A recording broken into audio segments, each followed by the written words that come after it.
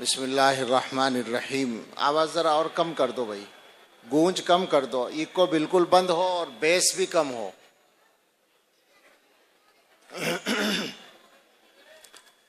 بسم اللہ الرحمن الرحیم. الحمد للہ نحمده ونستعینه ونستغفره ونؤمن به ونتوکل علیہ ونعوذ باللہ من شرور انفسنا ومن سیئات اعمالنا من يهده الله فلا مضل له ومن يضلله فلا هادي له ونشهد ان لا اله الا الله وحده لا شريك له ونشهد ان سيدنا ونبينا ومولانا محمدا عبده ورسوله صلى الله تعالى عليه وعلى آله واصحابه وبارک وسلم تسلیما کثیرا. اما بعد. بھائی آواز بڑھا دی آپ نے, پھر کم کر دو نا. میں آواز کم کرنے کے لیے کہہ رہا ہوں, بڑھانے کے لیے نہیں کہہ رہا ہوں.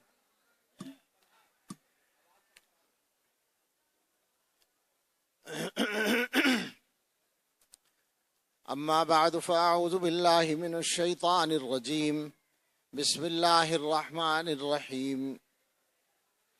قل ان صلاتي ونسكي ومحياي ومماتي لله رب العالمين لا شريك له وبذلك امرت وانا اول المسلمين.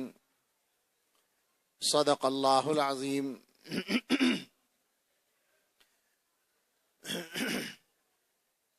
سبحان ربك رب العزة عما يصفون وسلام على المرسلين والحمد لله رب العالمين. اللهم صل على سيدنا محمد وعلى آل سيدنا محمد وبارك وسلم. اللهم صل على سيدنا محمد وعلى آل سيدنا محمد وبارك وسلم. اللهم صل على سيدنا محمد وعلى آل سيدنا محمد وبارك وسلم. جن لوگوں کی دستار بندی ہوئی ہے, جن کو پگڑی باندھی گئی ہے, ان سے میری گزارش ہے کہ سب جلسہ گاہ میں آ کر بیٹھیں. جلسہ ختم نہیں ہوا اور آپ سے کچھ بات کرنی ہے. جن کو پگڑی بندھی ہے سب اندر آ جائیں, چند باتیں کرنی ہے. اور گزارش یہ ہے کہ آپ ذرا اس بات پر غور کریں کہ جب کوئی جلسہ کیا جاتا ہے تو جلسہ کرنے والوں سے پوچھیں کتنی مشکلات ہوتی ہیں, اور جلسے میں آنے والوں سے بھی پوچھیں جو باہر سے مہمان آتے ہیں. ذاتی طور پر بھی میں اپنے بارے میں کہہ سکتا ہوں کہ میں بیمار تھا, تکلیف تھی, آنا آسان نہیں تھا. بہرحال اللہ نے توفیق دی, آ گیا.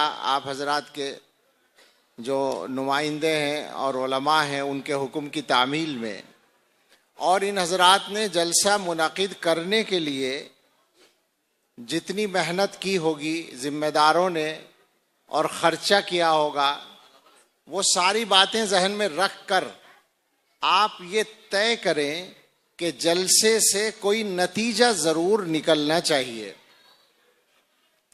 جلسے کا فائدہ ہونا چاہیے. اور وہ بھائی آواز بڑھایا نہ کرو بھائی. مختصر لفظوں میں یہ بات ہے کہ جلسے سے پہلے اور جلسے کے بعد ہمارے حالات ایک جیسے نہ رہیں. یہ ہوگا فائدہ جلسے کا.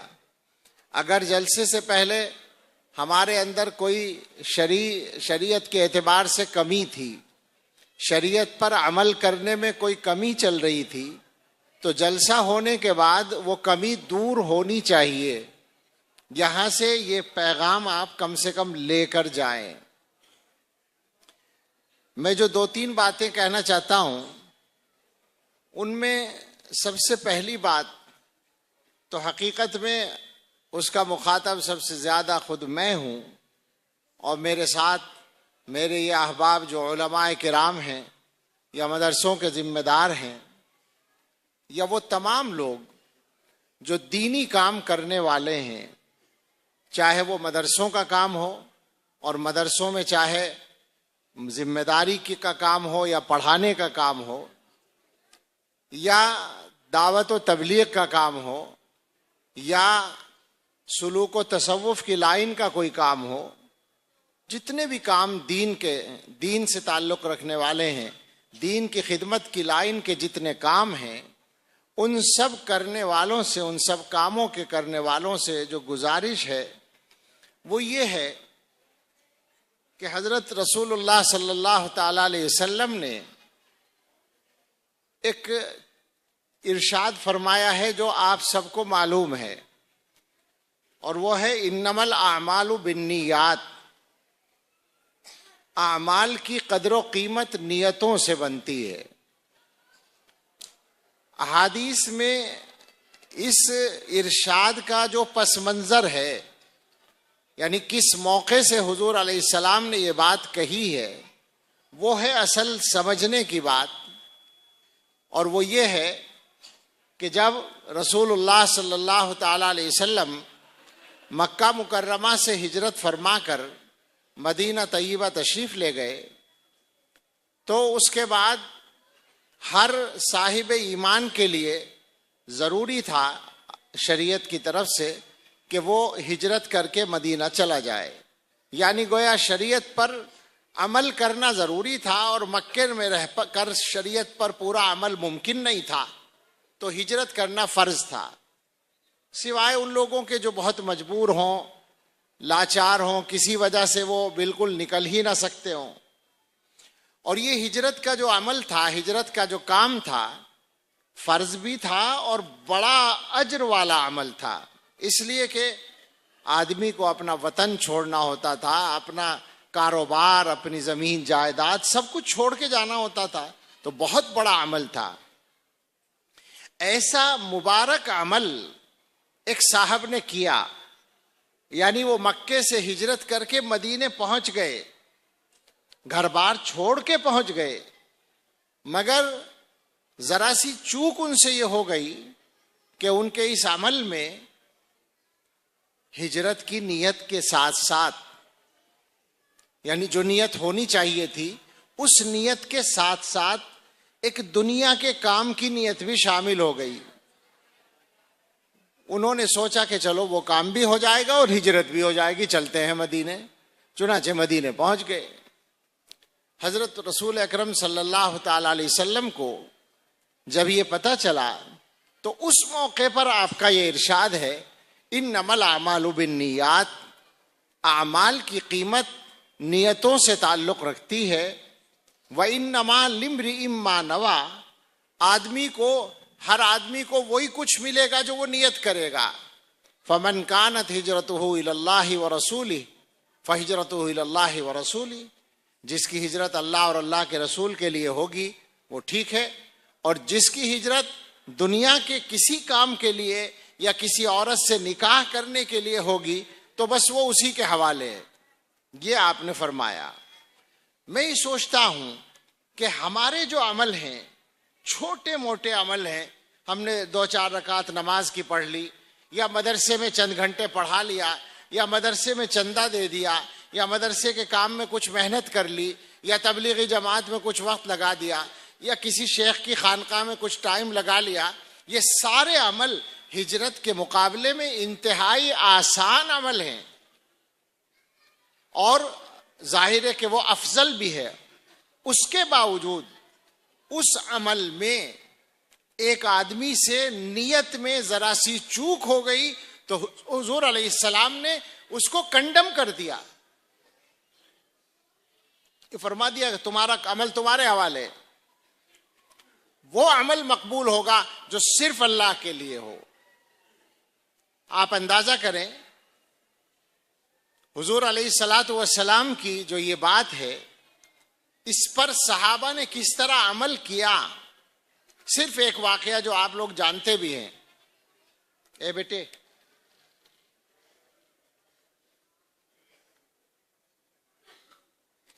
حضرت علی رضی اللہ تعالی عنہ نے میدان مقابلہ میں ایک آدمی کو گرا لیا اور اس کے سینے پر چڑھ کر بیٹھ گئے اور تلوار نکالنے لگے۔ حضرت علی رضی اللہ تعالیٰ عنہ کی جو طاقت ہے مشہور ہے، بہادری مشہور ہے، ان کے قابو میں کوئی آدمی آ جائے تو بچنے کا کوئی سوال ہی نہیں۔ تو اب وہ جو آدمی ہے جو گویا ان کی تلوار کا نشانہ بننے والا تھا، وہ کچھ بھی نہیں کر سکتا اپنے بچانے کے لیے، لیکن عاجز آ کر اس نے حضرت علی رضی اللہ عنہ کے منہ پر تھوک دیا۔ مجھے مار رہا ہے یہ آدمی، میں اس کو تھوک تو دوں کم سے کم۔ اب آپ غور کریں کہ اس کے بعد اگر کوئی عام آدمی ہوتا تو قتل کرنے میں اور جلدی کرتا نا، غصہ آ جاتا، غصے کی وجہ سے اور جلدی مارتا کہ اسے نمٹا دوں۔ غصہ حضرت علی کو بھی آیا، اس لیے کہ فطری بات ہے، جب کوئی کسی کے منہ پر تھوک دے تو غصہ آنا ہی چاہیے۔ لیکن غصہ آنے کے بعد جو ہوا وہ یہ کہ حضرت علی رضی اللہ تعالیٰ عنہ اس آدمی کو چھوڑ کے الگ کھڑے ہو گئے۔ اس کو تو ایک دم یقین بھی نہیں آیا ہوگا کہ میری جان بچ گئی۔ اس نے دیکھا تو حضرت نے فرمایا کہ میری تمہاری کوئی ذاتی لڑائی نہیں تھی، میں جو تمہیں مار رہا تھا تو اللہ کے لیے کر رہا تھا یہ کام، لیکن جب تم نے میرے منہ پر تھوک دیا تو مجھے غصہ آ گیا، اب میرا نفسانی جذبہ بھی اس میں شامل ہو گیا، اب اگر میں تمہیں مارتا تو میرا یہ عمل خالص اللہ کے لیے نہ ہوتا، لہذا چھوڑ دیا۔ اب اسی قصے میں ایک سبق اور ہے کہ جب کوئی عمل صرف اللہ کے لیے کیا جاتا ہے تو حقیقت میں اسی کا فائدہ پہنچتا ہے، باقی آپ جو چاہیں پروپیگنڈے کرتے رہیں، شور مچاتے رہیں، اعلانات کرتے رہیں، اپنی تعریفیں کرتے رہیں، کچھ نہیں ہوتا۔ صرف وہی عمل مفید ہوتا ہے جو صرف اللہ کے لیے کیا جائے۔ حضرت علی رضی اللہ عنہ نے اس آدمی کو قتل کرنے کے بجائے چھوڑ دیا اللہ کے لیے، نتیجہ یہ نکلا کہ وہ آدمی کلمہ پڑھتا ہوا کھڑا ہو گیا۔ جو آدمی کفر کی حالت میں مرنے جا رہا تھا اسے ایمان نصیب ہو گیا۔ جتنے بھی مقبول کام ہیں، اگر اس لائن کی طرف دیکھیں گے تو ہمارے اکابر کے جتنے کام ہیں، آپ ایک مثال پر غور کر لیں جو دارالعلوم دیوبند کی مثال ہے، کہ دارالعلوم دیوبند جب شروع ہوا تو بغیر کسی سابقہ اعلان اور پروپیگنڈے کے اور بغیر کسی رونق کے ایک استاد اور ایک شاگرد ایک مسجد میں بیٹھ گئے اور دارالعلوم کا آغاز ہو گیا۔ اور آپ کو تعجب ہوگا کہ دارالعلوم کی جو پہلی عمارت ہے نودرہ، جس کو آپ میں سے بہت سو نے دیکھا ہوگا، اس کی جو بنیاد رکھی گئی دارالعلوم کے شروع ہونے کے 10 سال کے بعد رکھی گئی۔ 10 سال تک دارالعلوم مسجدوں کے حجروں میں اور مسجدوں میں اور کرائے کے مکانوں میں چلا، اور اس 10 سال میں شیخ الہند جیسا ہیرا تیار ہوا دارالعلوم سے۔ ایسا ادارہ جس کے پاس اپنا ایک کمرہ نہیں تھا، اپنی ایک عمارت نہیں تھی، الگ مستقل عمارت، وہ ادارہ اس 10 سال کے زمانے میں اعلیٰ معیار کے فضلاء تیار کرنے میں کامیاب ہوا، اور اس کی شہرت پہلے ہی سال میں دنیا میں پہنچی، اور ہندوستان سے باہر کے طلباء پہلے ہی سال میں دارالعلوم میں پڑھنے آ گئے، اور 10 سال کے عرصے میں بین الاقوامی شہرت دارالعلوم کو حاصل ہو گئی۔ اور اس کے بعد گزشتہ 160 برس کا عرصہ تقریباً ہو رہا ہے، اس مدت میں اللہ رب العزت نے اس ادارے سے دین کا جو کام لیا، دین کے کام کا مطلب ہوتا ہے انسانوں کے ایمان کی حفاظت، اور حضرت محمد صلی اللہ علیہ وسلم کی میراث نبوت جو علم ہے اس کی صحیح شکل کی حفاظت، اور دنیا میں دین کو عام کرنے کا کام۔ یہ کام جس انداز سے دارالعلوم دیوبند سے لیا اللہ تعالیٰ نے، اس کی کوئی مثال آسانی سے امت کی تاریخ میں نہیں ملے گی۔ تو عرض یہ کرنا ہے کہ سب سے اہم معاملہ ہے کسی بھی عمل میں نیت کا صحیح ہونا۔ بیٹے رکھ دو، جسے پینا ہوگا پی لے گا، تم نے شروع سے یہ میزبانی شروع کر دی، بات سن لو تم بھی۔ ہم لوگ اپنے عمل پر غور کریں تو نیت کے صحیح ہونے کے ساتھ ساتھ کچھ چیزوں سے ہمیں بچنا ہوگا. دیکھیے ہم جس قسم کے حالات سے گزر رہے ہیں، ان حالات میں ہمیں بہت حکمت کے ساتھ اور صرف اللہ کے لیے کام کرنے کی ضرورت ہے. اگر ہم نے اس پہلو سے اپنے آپ کو صحیح نہ کیا تو معاملہ گڑبڑ ہو چکا ہے اور ہوتا چلا جائے گا. صاف بات ہے بالکل. سمجھیں اس بات کو. بطور مثال میں کہتا ہوں کہ ہم لوگ اگر اپنے کاموں کا پروپیگنڈا اپنے بھائیوں کے درمیان کر بھی لیں تو کیا فرق پڑتا ہے کسی کی صحت پر؟ ہم سارے مل کر دنیا میں اسلام کے دشمنوں کا کیا بگاڑ پا رہے ہیں؟ سوچیں آپ ذرا، کیا حیثیت ہے ہماری اس وقت میں؟ کیا فرق پڑ رہا ہے ان کے اوپر ہمارے کاموں سے؟ تو ہم اپنے کاموں کو بغیر کسی حد سے تجاوز کے احتیاط کے ساتھ کریں، اس کی شدید ضرورت ہے. آج کے جلسے سے متعلق اگر اس کو جلسے سے متعلق، مدرسے سے متعلق نہیں کہہ رہا ہوں، جلسے سے متعلق اگر بات کریں تو یہ جو مائک کا انتظام ہے آپ کا، میں نہیں سمجھتا کہ یہ مناسب انتظام ہے. یہ جو بہت دور تک بڑے بڑے اسپیکر لگے ہوئے ہیں، آپ کہہ سکتے ہیں کہ بھائی ہماری مسلم آبادی ہے تو کوئی حرج نہیں، سب کے گھروں میں آواز پہنچانا چاہتے ہیں. لیکن میں سمجھتا ہوں مخلوط بھی ہوگی کہیں نہ کہیں. لیکن مخلوط بھی نہ ہو، صرف مسلمان ہوں تو بھی گھروں میں بیمار بھی ہوں گے، ایسے لوگ بھی ہوں گے جن کو آواز سے تکلیف ہوگی. اور دوسری بات یہ ہے کہ آپ اپنی دینی بات خواہ مخواہ زبردستی ان پر کیوں اڈیل رہے ہیں؟ ان کو ترغیب دے کر لائیں. مستورات کو سنانا ہے تو ان کے لیے آپ نے انتظام کیا ہے. میں نے سنا تھا کہ انتظام باقاعدہ ہوا. تو اس حال میں، اس عمارت میں جہاں مستورات ہوں وہاں آواز پہنچنا کافی ہے. مسجدوں کے اندر، میں تو آج کل علماء میری بات غلط ہو تو میری اصلاح کریں، یہ جو مسجدوں میں نمازوں میں مائک بے ضرورت بلند آواز سے چل رہے ہیں، مجھے تو یہ بھی خطرناک قسم کی بات معلوم ہوتی ہے. ہماری شریعت تو اتنی خوبصورت ہے، ہمیں تو یہ سکھایا گیا کہ جتنی ضرورت ہو اتنی آواز رہے. یہاں حال یہ ہو رہا ہے، اب ہمارے علاقے میں تو ابھی مائک سے نمازیں پڑھانے کا رواج ہر مسجد میں نہیں ہے، لیکن ہمارے ساؤتھ کے علاقوں میں عام رواج ہے. تو اتنی تیز آواز رکھتے ہیں اللہ کے بندے کہ جیسے اللہ جانے کیا ارادہ ہے اور کیا چاہتے ہیں. کیوں آخر یہ بلند آواز ہوتی ہے؟ شاید حرم کی نقل کرتے ہیں. حرم کا علاقہ تو بہت بڑا علاقہ ہے، وہاں بلند آواز کے بغیر کام بھی نہیں چلے گا.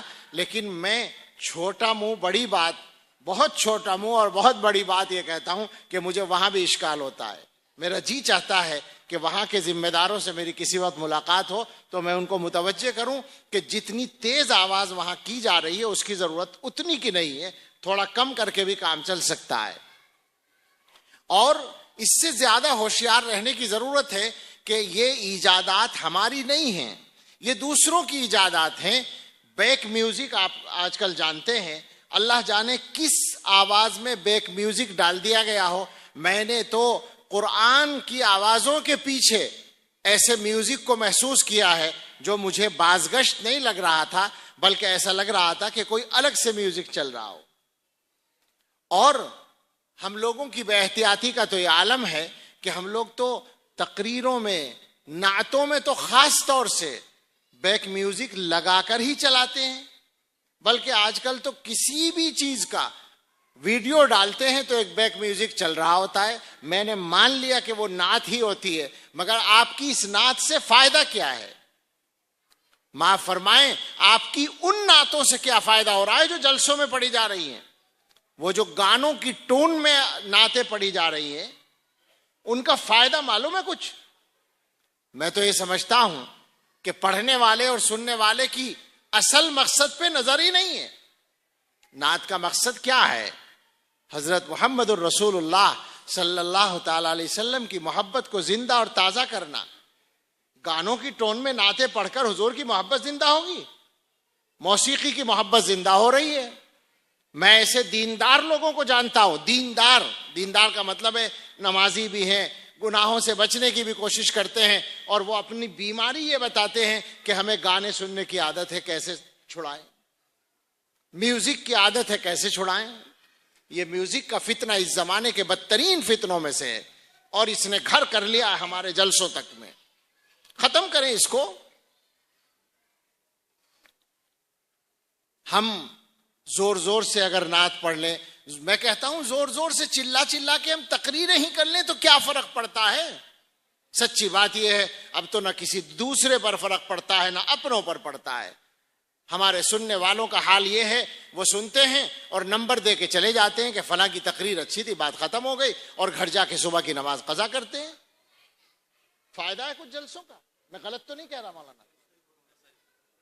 میں سچی بات ہے، مجھے یقین کے ساتھ معلوم ہے، اب میرا تجربہ لمبا ہو گیا ہے جلسوں کا بھی اور زندگی کا بھی، تو میں سچ اپنے تجربے کی بنیاد پر بتا رہا ہوں کہ سچ کہتا ہوں یہ بات کہ میں مقرروں کو بھی جانتا ہوں کہ جو صبح کی نماز چھوڑ دیتے ہیں. کیا فائدہ ہے ان باتوں کا؟ کیا فائدہ ہے ان جلسوں کا؟ آخر تکلیف ہوتی ہے، سخت تکلیف ہوتی ہے. ایک جگہ کا دلچسپ سا قصہ ہے، سن لیجئے. ایک جلسے والوں نے دعوت دی، بڑے شوق سے، مہینوں پہلے تاریخ لی. ہم پہنچے، جلسوں کی کثرت کا زمانہ تھا. 12 بجے میں پہنچا.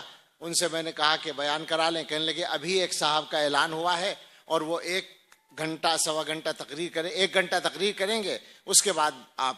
تو میں نے کہا اتنی دیر میں کمر لگا لوں ذرا، میں تھکا ہوا ہوں، جاگا ہوا ہوں. انہوں نے کہا ٹھیک ہے. 1 بجے انہوں نے مجھے اٹھایا. میں وضو کر کے اسٹیج پر پہنچا تو 1:15 بج گیا تھا رات کا. گرمی کی رات تھی اور مقرر صاحب تقریر کر رہے تھے.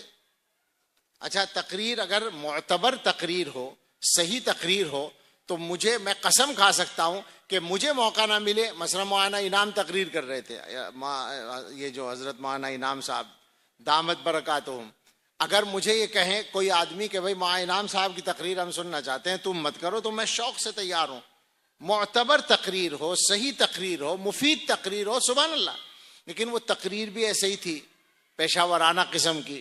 اور بعض باتیں تو اس میں ایسی تھی کہ میں بیٹھا ہوا نیت کر رہا تھا کہ یہ جیسے اٹھ کے آئیں گے تو میں ان سے کہوں گا کہ بھائی آپ یہ غلط بات کر رہے تھے. اس اللہ کے بندے نے مجھے دیکھ لیا اور یہ کہا کہ حضرت تشریف لے آئیں، اب انشاءاللہ ان کا بیان ہوگا. 1:15 بج رہا تھا، یعنی اس کو بولتے اپنی غلطیوں کو، تو وہ میری طرف آنے کے بجائے دوسری طرف سے اتر کے نکل گئے. اب میرے نام کا بڑے احترام کے ساتھ اعلان ہوا. 2:30 بجے میں نے خطبہ پڑھا اور یہ کہا کہ اب بیان کرنا آپ کے ساتھ بھی زیادتی ہے اور اپنے ساتھ بھی زیادتی ہے، لہٰذا میں بیان نہیں کروں گا. لیکن چونکہ میں بہرحال بیان کے لیے آیا تھا، ایک دینی بات پہنچانے کے لیے آیا تھا، تو ایک بات کہتا ہوں کہ سب لوگ صبح کی نماز قضا ہونے سے بچیں، صبح کی نماز ضرور پڑھ لیں، ادا کر لیں. وآخر دعوانا ان الحمدللہ رب العالمین. اور یہ کہہ کر میں نے دعا کرا دی. یہ سنایا اس لیے ہے کہ جلسوں کا یہ حال ابھی بھی چل رہا ہے. کیا فائدہ ہو رہا ہے ان چیزوں سے؟ ہمیں سب کو دین پر آنے کی ضرورت ہے میرے بھائیوں، بدلنے کی ضرورت ہے. حالات اچھے نہیں ہمارے. میں بہت لمبی بات نہ کرنا چاہتا ہوں، نہ کرنے کی حالت میں ہوں، مگر کیا کروں، جب کوئی بات ضروری چھڑ جائے تو پھر بات آتی ہے زبان پر. علماء کی ذمہ داری زیادہ ہے. حضرات علماء معاف فرمائیں، مجھ سے زیادہ جانتے ہیں یہ حضرات، مگر بہت مرتبہ ایسا ہوتا ہے کہ آدمی مقامی ہوتا ہے تو اسے کہنے میں تکلف ہوتا ہے. باہر کے آدمی کو کہنے میں اتنا تکلف نہیں ہوتا. میں سچی بات کہہ رہا ہوں، یعنی میں اپنی فضیلت نہیں سمجھ رہا ہوں اس میں کہ میں کہہ رہا ہوں، مجھ سے اچھا آپ کہہ سکتے ہیں، لیکن مقامی ہونے کا بھی فرق پڑتا ہے. اور ضرورت اس کی ہے کہ علماء تو اس بات کو پکڑ لیں کہ اب امت کو عذاب سے بچانے کا راستہ یہ ہے کہ ہم امر بالمعروف اور نہی عن المنکر کی ذمہ داری مضبوطی سے ادا کریں. اس کے علاوہ چارہ نہیں ہے. اور مسلمان بھائیوں سے بھی یہ کہنا ہے کہ خدا کے واسطے علماء اگر کوئی کڑوی کسیلی کہے تو اسے سن لیا کرو، اسے سمجھ لیا کرو، اسے مان لیا کرو. مسئلہ کیا ہے؟ مسئلہ ہے مشکل حالات جو سامنے کھڑے ہیں، بالکل دروازے پر آ چکے ہیں، ان سے بچنے کا. ان سے بچنے کے لیے اب ہماری رسمی باتیں کافی نہیں ہیں. میں تو بہت دنوں سے اب یہ کہہ رہا ہوں کہ مدرسوں کو جلسے کا انداز بھی بدلنا چاہیے. آپ تو چلو 5-6 سال میں جلسہ کر رہے ہیں دستار بندی کا. عام طور پر مدارس نے فرض کر رکھا ہے کہ ہر سال ایک جلسہ ضرور کرنا ہے، اور جلسے کا انداز ہمارا یہی ہوتا ہے. جو اسکولوں میں پیرنٹس میٹنگ ہوتی ہے اس کے انداز سے مدرسے والے مقامی بچوں کے سرپرستوں کو بلائیں، سال میں 3 مرتبہ بلائیں، اور ان کے سامنے کارگزاری پیش کریں، اور عام مسلمانوں تک دین کی بات پہنچانے کے لیے الگ سے اصلاحی جلسہ کریں۔ مسجدوں میں بیانات کا، جیسے یہاں ماشاءاللہ تنظیم علماء کے تحت میں نے سنا ہے 30 روزہ پروگرام اس وقت چل رہا ہے، علماء عام طور پر اس کے لیے محنت کرتے ہیں، وہی کرنے کی ضرورت ہے۔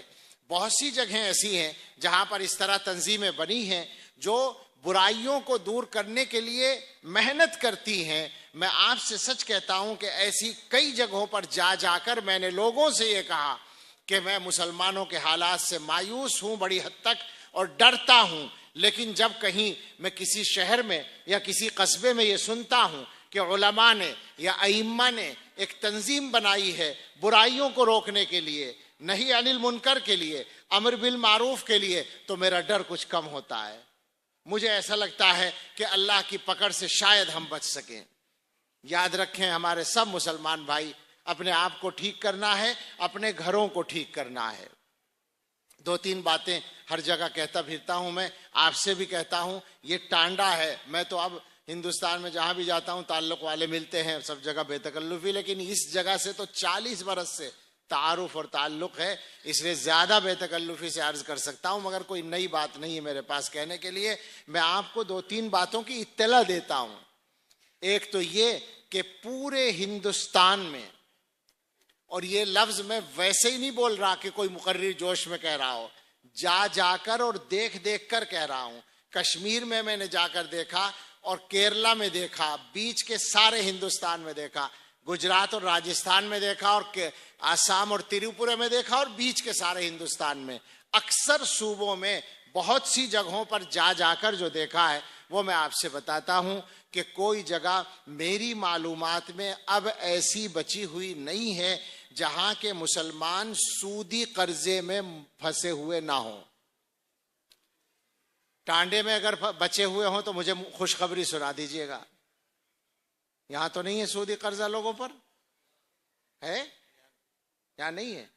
کم تو ہے تو مسلمان کے اوپر تو سرے سے نہیں ہونا چاہیے۔ یہ ٹانڈا ہے، یہ عالم نگر ہے، یہ علماء کی بستی ہے، یہ حفاظ و قراء کی بستی ہے، یہ تو ہر اعتبار سے مثالی ہونی چاہیے۔ میں سمجھتا ہوں کہ میری بات، میں دعا کرتا ہوں کہ میری بات غلط ہو جائے، مگر اندازہ یہ کرتا ہوں کہ غلط نہیں ہے۔ کوئی جگہ بچی ہوئی نہیں ملتی، اور ایسا لگتا ہے جیسے باقاعدہ پلان بنایا گیا ہے مسلمانوں کو سودی قرضے میں پھنسانے کا، اس لیے کہ سوسائٹیاں بنی ہوئی ہیں جو قرضے دیتی ہیں، خواتین کو دیتی ہیں۔ ایک قرضہ تو پرانے زمانے سے چلا آتا ہے، کسان قرضہ لیتے ہیں، کرشی لون، وہ بھی سودی قرضہ ہے، اور کاروبار کرنے والے لون لیتے ہیں، فیکٹری کھولنے کے لیے، کام شروع کرنے کے لیے لون لیتے نہیں لیتے، یہ بھی سودی قرضہ ہے۔ اس سے بچے ہوئے ہیں کیا؟ مولانا ہلکا نہ کریں اس بات کو، سنگین بات ہے، بدترین بات ہے۔ اور یہ سودی قرضے جو گھروں کے خرچوں کے لیے لیے جا رہے ہیں، یہ اور بڑی لعنت بن رہے ہیں۔ گھر میں عورتوں کے خرچے ہیں بیچاریوں کے، مرد شوہر کی کمائی کم ہے، وہ سوسائٹی سے جا کے قرضہ لیتی ہیں، اور جب ادا نہیں ہو پاتا تو کیا ہوتا ہے یہ کہے بغیر آپ سمجھ جائیں۔ میں سنی سنائی نہیں کہہ رہا ہوں، میرے پاس متعین جگہوں سے اور متعین عورتوں کی طرف سے جو خبر ملی ہے اس کی روشنی میں کہتا ہوں کہ عزتیں لوٹ رہی ہیں۔ غلط تو نہیں؟ سوچیں ذرا، ہم کہاں کھڑے ہیں، ہمارا کیا مقام تھا، اور کتنی ذلت پر ہم پہنچ گئے۔ اور ہر جگہ ہے یہ مصیبت، کوئی جگہ بچی ہوئی نہیں۔ جن صوبوں کو ہم خوشحال سمجھتے ہیں، جنوب کے صوبے، ان سبوں میں بھی موجود ہے، کیرل میں، تمل ناڈو میں، کرناٹک میں نے دیکھا ہے۔ دوسری مصیبت جو سب جگہ ہے، نشہ۔ غلط تو نہیں کہہ رہا ہوں؟ حالت یہ ہے، کشمیر والے پریشان ہیں، علماء وہاں کے پریشان ہیں، سمجھدار لوگ پریشان ہیں، لڑکیوں تک کو مبتلا کر دیا گیا ہے، اور پورے ملک میں یہی صورتحال ہے۔ پورے ملک میں یہ عالم ہے کہ غیروں سے زیادہ مسلمانوں میں نشے کا تناسب ہے۔ کیا مطلب ہے آخر ہمارے مسلمان ہونے کا؟ ایک آدمی کہتا ہے میرے سینے میں ایمان ہے، اور پھر وہ نشہ لے جاتا ہے اپنے منہ میں، کیا مطلب ہے اس کا؟ مگر یہ ایک آدمی کا مسئلہ نہیں ہے، ایک صوبے سے دوسرے صوبے سے میرے پاس ایک لڑکی کا میسج آیا، کہیں سے نمبر اس نے حاصل کیا، اس نے میسج کیا کہ آپ لوگ بڑی بڑی جگہوں پہ جا کے تقریریں کرتے ہیں، ہمارے علاقے کو آ کر دیکھو، یہاں نشے نے تباہ کر رکھا ہے، آپ ذرا غور کریں کتنی تکلیف میں اس نے میسج کیا ہوگا۔ اس نے لکھا میری بہن، سگی بہن نشے کی عادی ہو گئی ہے اور اس کی نحوست سے اس کے ناجائز تعلقات ہیں ایک لڑکے سے۔ اپنی بہن کے بارے میں کوئی آسان ہے لکھنا، میں نہیں جانتا وہ کون ہے، لیکن اس نے لکھا، اس کے دل میں تڑپ ہوئی کہ کسی طرح اصلاح ہو۔ پورے ملک میں یہی صورتحال ہے میرے بھائی۔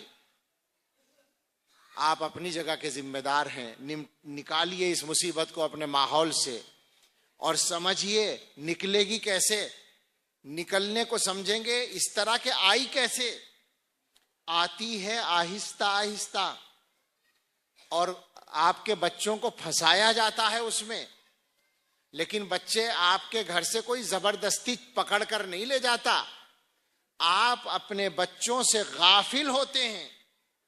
آپ کا بچہ گھر سے باہر وقت گزارتا ہے، آپ کو پتہ نہیں ہوتا کہاں وقت گزار رہا ہے۔ ماں باپ کو اس وقت پتہ چلتا ہے جب رات کو 12-1 بجے وہ نشے میں آتا ہے گھر، تو پتہ چلتا ہے کہ بگاڑ کہاں پہنچا۔ بگاڑ کا ذمہ دار کون ہے؟ ماں باپ ہے۔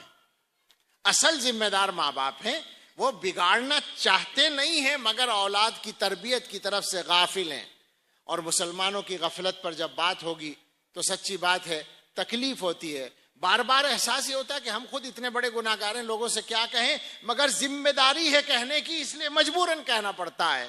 مسلمانوں کا اپنے بچوں سے غفلت کا جو عالم ہے وہ یہ ہے کہ بیٹیوں کے بارے میں ماں باپ کو بتایا جاتا ہے معتبر طریقے سے کہ تمہاری بیٹی دوسروں کے پھندے میں پھنس گئی ہے، کہیں ماں باپ ناراض ہوتے ہیں، اور بعض جگہ سچی بات ہے میرے علم میں ہے، ماں باپ نے کہا کہ میاں اسے دوستی کسی مسلمان سے بھی تو کرنی تھی، وہ ہندو سے کر لی تو کیا حرج کی بات۔ یہ بھی مسلمانوں کا معیار اس وقت ہے، ایمان کا کی کتنی نچلی سطح پر ہم پہنچے ہوئے۔ غفلت کی انتہا ہے، پتہ ہی نہیں ہے بچہ کہاں ہے۔ بچوں کو پکڑیے، پکڑنے کا مطلب یہ ہے بچپن سے عادت ڈالیے کہ وہ گھر سے باہر قدم نکالنے کے لیے آپ سے پوچھیں، ماں باپ سے پوچھیں، عادت ہو ان کی کہ بغیر بتائے نہ جائیں، کم سے کم اتنی عادت تو ڈالیے۔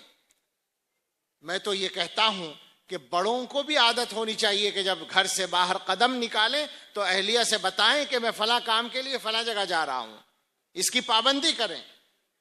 یہ بہت بڑا ذریعہ ہوگا معاشرے کو ٹھیک کرنے کا، مگر ایک عجیب غفلت کا عالم چل رہا ہے آج کے زمانے میں، اتنے خطرناک زمانے میں، جب بچوں کو باقاعدہ کافر بنانے کے سرکاری انتظامات ہو گئے ہیں۔ کوئی الزام تو نہیں، جو سچائی ہے، جو واقعہ ہے، اور کوئی ان پر ہم الزام نہیں لگا رہے، وہ تو فخر سے وہ کام کر رہے ہیں۔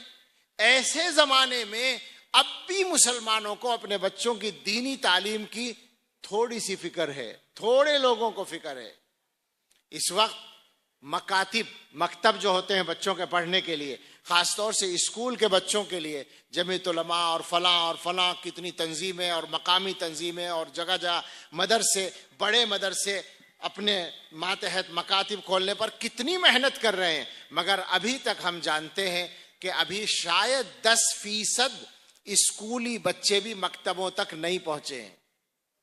یہ حال ہے مسلمانوں کا اپنے بچوں کے ایمان کے تحفظ کے سلسلے میں۔ اور بڑا شعور تعلیم کا کہ صاحب بڑا شوق ہو گیا تعلیم دلانے کا۔ تعلیم کا یہ عالم ہے کہ کوئی بیچارہ اگر اسکول کھول لے مسلمانوں میں تو وہ سر پکڑ کے بیٹھتا ہے، اس لیے کہ فیس دینے والوں کی جو خوشامدیں اس کو کرنی پڑتی ہیں، بس وہ اس کے لیے مشکل کھڑی کر دیتی ہے۔ یعنی بچوں کی تعلیم کا خرچہ آپ کے یہاں نہیں ہے، ہمارے یہاں نہیں ہے، باقی سارے شوق پورے کرنے ہیں۔ مہینے کی فیس اتنی ہوتی ہے کہ بعض گھروں میں بچہ روزانہ اپنے شوق میں اتنے پیسے خرچ کر دیتا ہے، مگر ماں باپ ذمہ داری کے ساتھ اسے ادا نہیں کرنا چاہتے۔ غفلت کی انتہا ہے، حیرت ہوتی ہے۔ سچی بات ہے کہ ہمیں سب سے زیادہ تو بیدار کرنے کی ضرورت ہے۔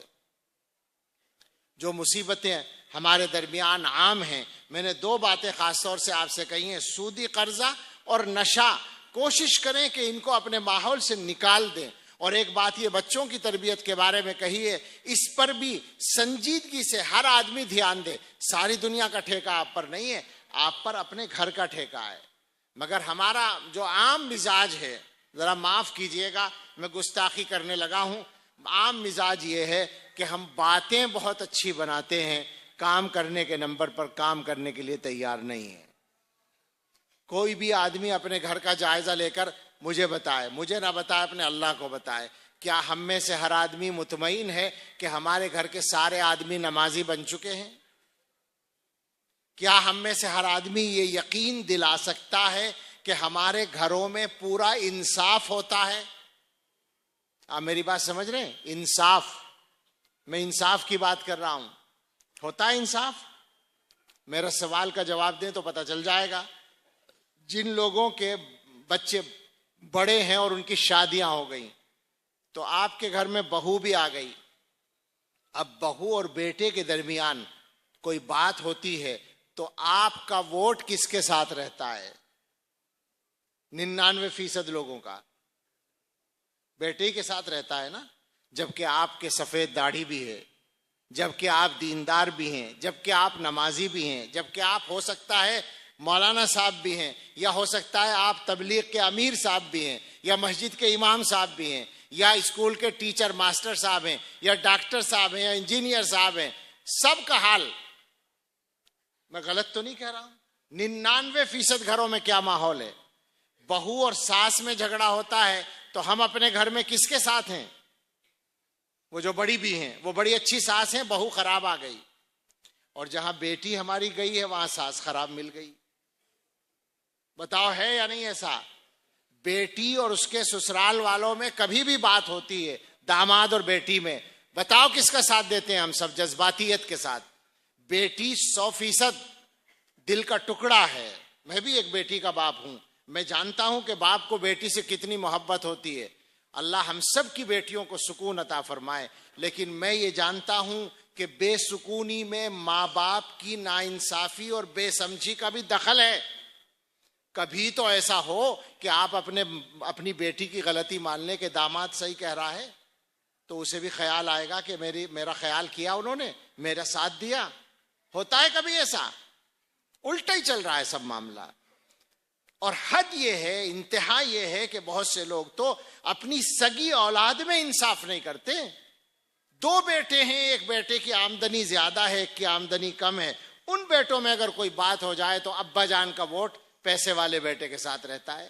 یہ مسلمان ہیں، یہ مسلمان ہیں جو اپنی سگی اولاد میں انصاف نہیں کر سکتے، جن کو اللہ نے حکم یہ دیا تھا کہ دشمنوں سے بھی نا انصافی نہیں کرنی. وَلَا يَجْرِمَنَّكُمْ شَنَآنُ قَوْمٍ عَلَىٰ أَلَّا تَعْدِلُوا، دشمنوں سے بھی نا انصافی نہیں. یہ اپنی سگی اولاد میں انصاف نہیں کرتے. میں سچ کہتا ہوں، علماء میری بات اصلاح کریں، میں سوچتا ہوں کہ جب مسلمان کا یہ عالم ہے کہ یہ اپنے گھر کے 5 آدمیوں میں انصاف نہیں کر سکتا، تو ایسے لوگوں کو حکومت دیں گے اللہ تعالیٰ؟ میں تو سچ کہتا ہوں کہ حکومت سے 100 شکایتیں ہمیں ہیں، بالکل صحیح ہے، مگر کوئی حکومت اتنی ناانصافی کر کے نہیں چل سکتی جتنی ناانصافی ہم اپنے گھر میں کرتے ہیں روزانہ. بدلنا ہے. یہ باتیں کہنے کا مقصد کوئی ہنسانا نہیں ہے. ہم سخت تکلیف میں بولتے ہیں، سچ کہتے ہیں، صرف تکلیف میں بولتے ہیں. جو حالات نظر آ رہے ہیں بالکل نوشتہ دیوار ہے. نوشتہ دیوار تو پرانا لفظ ہو گیا، اب تو دیوار کے پاس آ گیا وہ نتیجہ، سامنے ہے بالکل مصیبت، اور ہم ہیں کہ اسی طرح غافل ہیں. تعجب ہوتا ہے، حیرت ہوتی ہے، افسوس ہوتا ہے، سمجھ میں نہیں آتا کہ ہم کیا کریں. تو آپ سے کہنا ہے کہ آپ نے جلسہ کیا، عظیم الشان جلسہ کیا، ماشاءاللہ. ان حضرات نے محنت کی، ان سے پوچھو کتنے دن لگے ہوں گے ذمہ داروں سے، اور کتنا خرچہ ہوا ہوگا، کتنا آپ لوگوں نے اس میں حصہ لیا ہوگا. اور خود آپ بیٹھے ہیں اپنا آرام چھوڑ کر، اور ہم لوگ باہر سے آنے والے آئے ہیں اپنے کام چھوڑ کر بھی اور مشقتیں اٹھا کر بھی. آپ پر احسان نہیں جتا رہا ہوں، احسان تو ہرگز آپ پر نہیں ہے، ہم سب پر اللہ کا احسان ہے کہ اللہ نے کچھ موقع دے دیا، کچھ توفیق دے دی. ہمارا بدن، ہمارا جسم یہ اللہ کی امانت ہے، اللہ کا دیا ہوا جسم ہے، اور ہم اس جسم کو بہت سارے گناہوں میں استعمال کرتے ہیں. اللہ کا کرم ہے کہ کبھی کبھی ہم سے کوئی ایسا کام لے لیں, ہمارے جسم کو ایسے کام کے لیے استعمال کر لیں جس کے بارے میں ثواب کی امید کی جا سکے. تو یہ تو اللہ کا احسان ہے, اللہ کا بڑا احسان ہے. لیکن سوچیں ذرا, اتنی محنت کے بعد اگر نتیجہ کچھ نہ نکلے تو فائدہ کیا ہوگا؟ میں نے یہیں سے بات شروع کی تھی کہ جلسے کا کوئی نتیجہ نکلنا چاہیے. لہٰذا اب آپ سب سے میں پہلا مخاطب ہوں, میں اپنے آپ کو بھی مخاطب کرتا ہوں, آپ سب سے کہتا ہوں کہ جو 2-4 باتیں میں نے کہی ہیں ان پر بھی دھیان دیں, اور ان کے علاوہ ہر آدمی غور کرے میری ذات کے اندر کیا کمی ہے, مجھ سے کون سے گناہ ہو رہے ہیں, مجھ سے کہاں کہاں غلطی ہو رہی ہے, اس کو میں سدھارنے کی کوشش کروں. میرا اللہ مجھ پر بہت مہربان ہے, اللہ کی ذات رحمان الرحیم ہے. ہمارے تمام تر گناہوں کے باوجود اس کی طرف سے ہمارے لیے رحمتوں کی بارش ہے. تو ہمارا رویہ بھی تو کچھ ٹھیک ہونا چاہیے. ایک حدیث یاد آ گئی, کیا کنجوسی کروں اس کے سنانے میں, اگرچہ علماء یہ سوچ رہے ہیں کہ بس تقریر ختم ہونی چاہیے, ظاہر ہے کہ وقت ہو گیا ہے, لیکن ایک حدیث ہے اور وہ تقریباً پورا سال ہو گیا ہر جگہ میں سناتا ہوں, آپ سے بھی عرض کر دیتا ہوں. مسلم شریف کی روایت ہے, اللہ تعالیٰ نے انسانوں کو کچھ باتیں بتائی ہیں خاص طور سے اپنی ذات پاک کے بارے میں, لیکن آغاز جو ہوا ہے وہ انسانی معاملات سے ہوا ہے. ابو ذر غفاری رضی اللہ عنہ کی حدیث ہے, وہ فرماتے ہیں کہ رسول اللہ صلی اللہ علیہ وسلم نے فرمایا, اور حضور نقل کر رہے ہیں اللہ کی طرف سے, یعنی اللہ تعالیٰ اپنے بندوں سے مخاطب ہے. وہ فرماتے ہیں کہ یا عبادی انی حرمت الظلم علی نفسی وجعلتہ بینکم محرما فلا تظالموا. اے میرے بندو, میں نے ظلم اپنے اوپر حرام کر رکھا ہے, میں ظلم نہیں کرتا, کوئی سا بھی ظلم, کیسا بھی ظلم نہیں کرتا, اور تمہارے درمیان بھی ظلم کو حرام کیا ہے, تمہارے آپس میں بھی ظلم کو حرام کیا ہے. فلا تظالموا, تو تم ایک دوسرے پر ظلم نہ کرو. ہم لوگوں کا عالم یہ ہے, میں جو ابھی ناانصافی کی بات کر رہا تھا گھروں میں, وہ ظلم ہی تو ہے اور کیا ہے, لیکن ہمارا عالم یہ ہے کہ تو ہم مسجدوں میں انصاف کرنے کو تیار نہیں. ہم تو اب یہ موضوع چھڑے گا تو لمبا ہو جائے گا, اس لیے میں واپس صرف حدیث کی طرف جاتا ہوں. اے میرے بندو, اللہ فرماتے ہیں میں نے اپنے اوپر ظلم حرام کر رکھا ہے اور تمہارے اوپر بھی ظلم حرام کیا ہے, لہٰذا آپس میں ایک دوسرے پر ظلم نہ کرو. اس کے بعد فرمایا یا عبادی کلکم ضال الا من ہدیتہ فاستہدونی اہدکم. اے میرے بندو, تم میں سے ہر ایک گمراہ ہے سوائے اس کے جسے میں ہدایت دوں, مجھ سے ہدایت مانگو میں تمہیں ہدایت دوں گا. یا عبادی کلکم جائع الا من اطعمتہ فاستطعمونی اطعمکم. اے میرے بندو, تم میں سے ہر ایک بھوکا ہے سوائے اس کے جسے میں کھلاؤں, مجھ سے کھانا مانگو میں تمہیں کھلاؤں گا. یا عبادی کلکم عار الا من کسوتہ فاستکسونی اکسکم. اے میرے بندو, تم میں سے ہر ایک بے لباس ہے سوائے اس کے جسے میں لباس پہناؤں, مجھ سے لباس مانگو میں تمہیں لباس دوں گا. اور یا عبادی انکم تخطئون باللیل والنہار وانا اغفر الذنوب جميعا فاستغفرونی اغفر لکم. کیا بات ہے, اے میرے بندو, تم دن رات غلطیاں کرتے ہو اور میں سارے گناہ معاف کرتا ہوں, مجھ سے معافی مانگو میں تمہاری مغفرت کروں گا. اور اس کے بعد فرمایا یا عبادی لو ان اولکم وآخرکم وانسکم وجنکم کانوا علی اتقى قلب رجل واحد منکم ما زاد ذلک فی ملکی شیئا. اے میرے بندو, اگر تمہارے شروع سے آخر تک کے تمام لوگ, تمام انسان اور تمام جنات سب کے سب تم میں سب سے بڑے متقی آدمی کی طرح بن جائیں, محدثین نے کہا کہ حضرت محمد صلی اللہ علیہ وسلم کی طرح بن جائیں سارے لوگ, تو اللہ تعالیٰ فرماتے ہیں میری بادشاہت میں کوئی اضافہ نہیں ہوگا, کوئی بڑھوتری نہیں ہوگی, میں اتنا ہی بڑا رہوں گا, میں پہلے ہی سے مکمل بڑائی والا ہوں. اور فرمایا یہ سارے کے سارے لوگ اگر کانوا علی افجر قلب رجل منکم, تم میں سب سے زیادہ بدترین نافرمان کی طرح بن جائیں, محدثین نے کہا کہ ابلیس کی طرح بن جائیں, تو ما نقص ذلک من ملکی شیئا.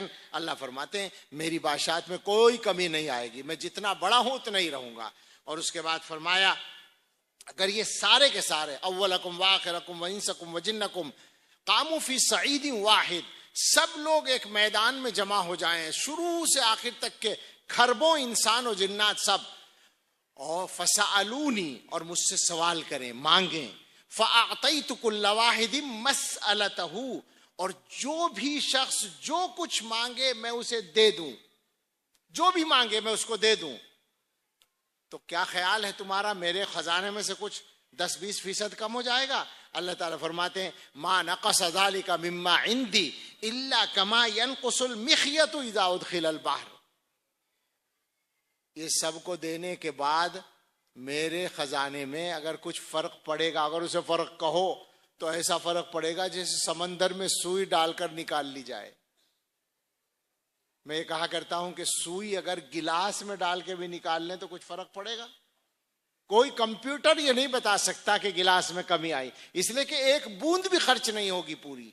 سمندر سے سوئی ڈال کر نکال لی گئی، کیا فرق پڑا؟ اللہ تعالیٰ بتا رہے ہیں یہ میری شان ہے۔ اور اس کے بعد فرمایا یا عبادی انما ہی اعمالکم احصیھا لکم فاوفیھا ایاکم، یہ تو بس تمہارے اعمال ہوتے ہیں، میں سب کو جمع کر لیتا ہوں، تمہیں لوٹا دیتا ہوں۔ فمن وجد خیرا فلیحمد اللہ، تو جو خیر پائے وہ اللہ کی حمد کرے، ومن وجد غیر ذالک، اور جو خیر کے علاوہ کچھ پائے فلا یلومن الا نفسہ، تو صرف اپنے آپ کو ملامت کرے۔ یہ حدیث ہے، اس کے مضمون کو یاد رکھیے گا، غور کیجئے گا، اللہ کی شان کیا ہے اور اس کے ساتھ ہمارا کیا رویہ ہے۔ اللہ رب العزت مجھے اور آپ سب کو اپنے رویے کو صحیح کرنے کی توفیق دے۔ یہ مدرسہ ماشاءاللہ مبارکباد کے لائق ہے، اور 110 طلبہ یہاں سے انہوں نے دستار بندی ان کی ہوئی ہے، مگر میں 116 لڑکیاں ہیں اس میں۔ میری گزارش ہے ان دستار بندی والے بچوں سے کہ تم صاحب قرآن بن گئے، اور صاحب قرآن یا حامل قرآن، حضرت مفتی سعید صاحب رحمۃ اللہ علیہ نے فرمایا، ہمارے دوست قاری شفیق الرحمان صاحب بتاتے ہیں کہ مفتی سعید صاحب نے ان سے پوچھا کہ حامل قرآن یا صاحب قرآن کسے کہیں گے؟ تو قاری شفیق صاحب نے کہا کہ آپ ہی بتا دیں۔ فرمایا کہ جو روزانہ ایک منزل تلاوت کرتا ہو۔ قاری صاحب فرماتے ہیں کہ میں اس وقت تک 3 پارے پڑھتا تھا، اس کے بعد سے ایک منزل پڑھنے لگا۔ تو آپ اگر ایک منزل پڑھ سکیں سبحان اللہ، نہیں تو ایک پارے کو اپنے اوپر فرض کر لیں۔ دوسری بات، وہ تمام حفاظ جو ہیں پکا عہد کر لیں کہ آج سے ساری زندگی ان کی نماز قضا نہیں ہوگی،